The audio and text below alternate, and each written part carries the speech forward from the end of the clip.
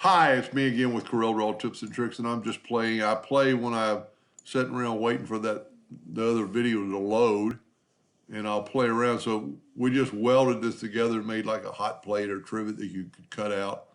But if you go up to the shape tool and get your twirl tool, we need to set it bigger than that is, so we'll set it on 22 inches.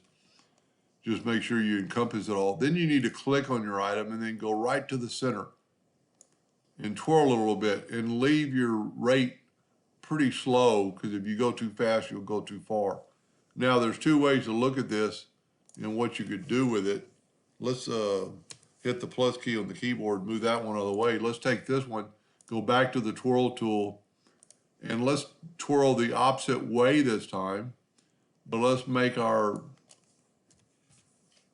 twirl pattern like a half of or sixth of an inch, and let's twirl it the other direction. That alone is pretty cool in itself if you fill it in with black. But let's look what it does. Control D and make a duplicate, and then mirror it, and then select it all and weld it. And you have a completely different look. This one we're not going to twirl again. We'll just Control D and make a duplicate and then mirror it and then weld it. Same exact pattern, but totally different look. This almost has a square inside of it.